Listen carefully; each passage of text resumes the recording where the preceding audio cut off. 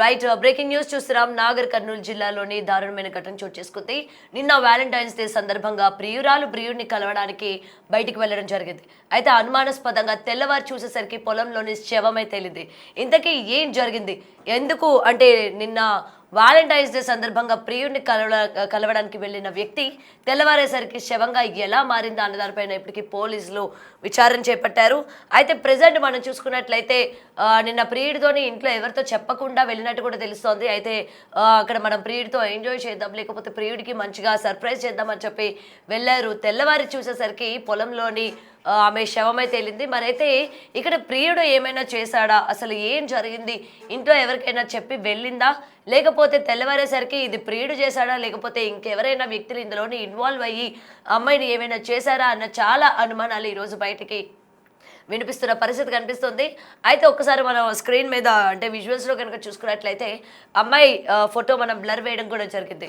అయితే నిన్న మొత్తం కూడా చాలామంది ఇటు లవర్స్ అందరూ కూడా మనం ఏ విధంగా సెలబ్రేట్ చేసుకోవాలి, ఏ విధంగా సర్ప్రైజులు చేసుకోవాలి, ఏ విధంగా మనం వాళ్ళని సర్ప్రైజ్ చేసి లవ్ లాంగ్వేజ్లోని నాకన్నా గొప్ప లవ్ ఇచ్చేవాళ్ళు ఎవరు లేరు అని చెప్పి ఎలా ప్లాన్ చేసుకోవాలి అని చెప్పి ఒకళ్ళు మించిన ఒకళ్ళు ప్లాన్లు చేసుకుంటూ ఉన్నారు.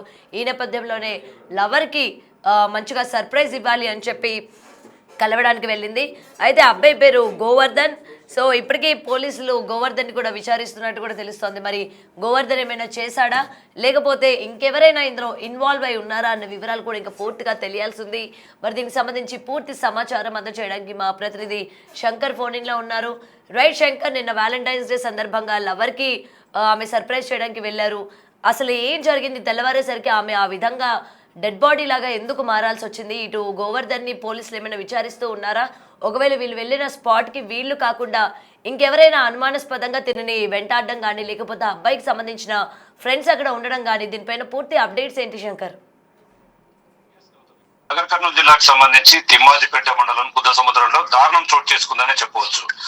ఒక మైనర్ బాలిక పొలంలో అనుమానాస్పదంగా మృతి చెందడంతో ఒక్కసారిగా ఈ ఘటన స్థానికంగా తీవ్ర చర్చకు దారిలేపుతుంది. గ్రామానికి చెందినటువంటి బుద్ధ సముద్రం గ్రామానికి చెందినటువంటి ఆవుల గోవర్ధన్ అనే యువకుడితో కూడా ఈ బాలిక లవ్ లో ఉన్నట్టుగా తెలుస్తుంది. మొత్తంగా దీంట్లో భాగంగానే లవర్ తో కలిసి నిన్న ఎవరైతే బాలిక ఉన్నారో బయటికి వెళ్లారు. ఇదే క్రమంలో పొలం వద్ద అనుమానాస్పదంగా బాలిక మృతి చెందడాన్ని స్థానికులు గుర్తించారు.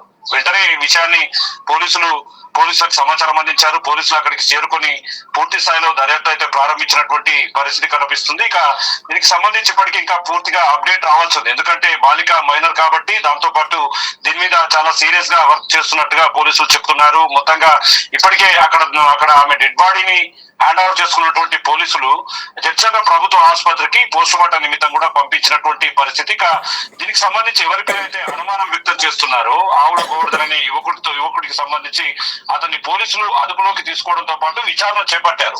అసలు ఎందుకు జరిగింది, ఈ విధంగా జరిగింది, గతంలో ఏమైనా ఇద్దరి మధ్య మనస్పర్ధలు ఉన్నాయా, లేకుంటే ఇంకెవరైనా దీంట్లో పాత్ర ఉందా, అంటే అక్కడికి వెళ్ళిన సమయంలో వీరిద్దరే కాకుండా ఇంకెవరైనా ఉండి ఉంటారనే కోణంలో కూడా పూర్తిగా పోలీసులు దర్యాప్తు ప్రారంభించారు. మొత్తంగా ఏదైతే లవర్స్ డే సందర్భంగా అంటే ఫిబ్రవరి 14th దీంట్లో భాగంగానే చాలా చోట్ల కూడా ఈ లవ్ ప్రపోజ్ అనేది పెద్దగా కనిపిస్తూ ఉంటుంది. ఫిబ్రవరి 14th రోజు సేమ్ అదే రోజు ఒక బాలిక అనుమానాస్పదంగా మృతి చెందడంతో పూర్తి స్థాయిలో స్థానికంగా భయాందోళనకు గురవుతున్నారు. మొత్తంగా కుటుంబ సభ్యులంతా కూడా మున్నీరుగా విలపిస్తున్నటువంటి సిచ్యువేషన్ కనపడుతుంది. ఇప్పటికైతే దీన్ని అనుమానాస్పద మృతిగా కూడా పోలీసులు ప్రాథమిక సమాచారం అందుతుంది. ఏదేమైనప్పటికీ దీని మీద చాలా క్లారిటీ రావాల్సి ఉంది. ఎందుకంటే బాలికను కూడా మనం క్లియర్ గా చూడొచ్చు. అక్కడ బాలికకు సంబంధించి కొంత గాయాలైనటువంటి సిచ్యువేషన్ కూడా మనకు విజువల్స్ లో కనిపిస్తుంది. ఇక ఇప్పటికే కుటుంబ సభ్యులు అంతా కూడా అక్కడికి చేరుకోవడంతో పాటు పూర్తిగా పోలీసులకు ఈ ఘటనకు కారణమైనటువంటి వారిని ఖచ్చితంగా శిక్షించాలని చెప్పి కూడా మున్నీరుగా విలపిస్తున్నటువంటి పరిస్థితి.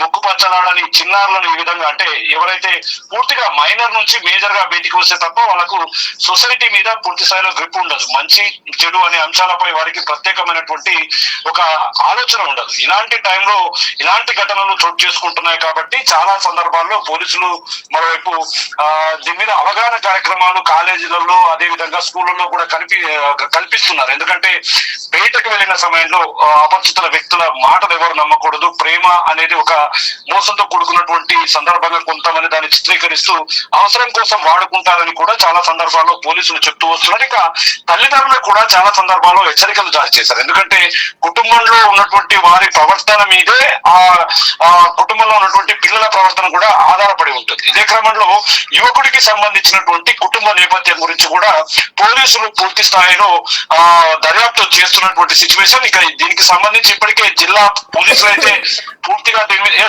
Gautami. Right Shankar, thank you so much.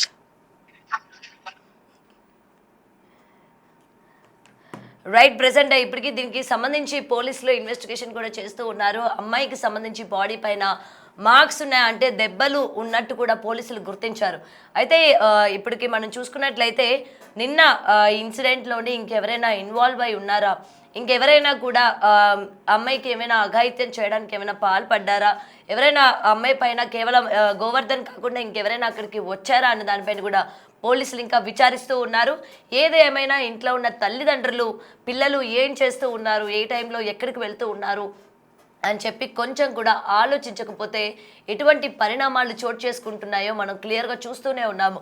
అయితే నిన్న సాయంత్రం ఆ టైం అప్పుడు వెళ్ళడమే కాకుండా అమ్మాయి గురించి అటు తల్లిదండ్రులు ఆరా తీయడం కావచ్చు, లేకపోతే ఈ టైంలో అమ్మాయి ఎక్కడికి వెళ్తుంది ఏంటి అని చెప్పి కొంచెం కూడా ఆలోచించకుండా అమ్మాయిని అడగకుండా ఉండడం కావచ్చు, ఇలాంటి దారుణాలకి చోటు చేసుకుంటూ ఉన్నాయి. కేవలం ఈ అమ్మాయి అనే కాదు, చాలామంది తల్లిదండ్రులకి చెప్పకుండా తల్లిదండ్రులు ఏమంటారులే మనల్ని, సో మనకంటూ ఒక ఏజ్ వచ్చేసింది, ఇవాళ మనం సెలబ్రేట్ చేసేసుకోవాలి, లేకపోతే మనకంటూ లవర్ ఉన్నాడు అని చెప్పి రకరకాలుగా బిహేవ్ చేస్తున్న వాళ్ళకి ప్రతి ఒక్కరికి కూడా ఈ ఇన్సిడెంట్ ఉదాహరణ కావాలి.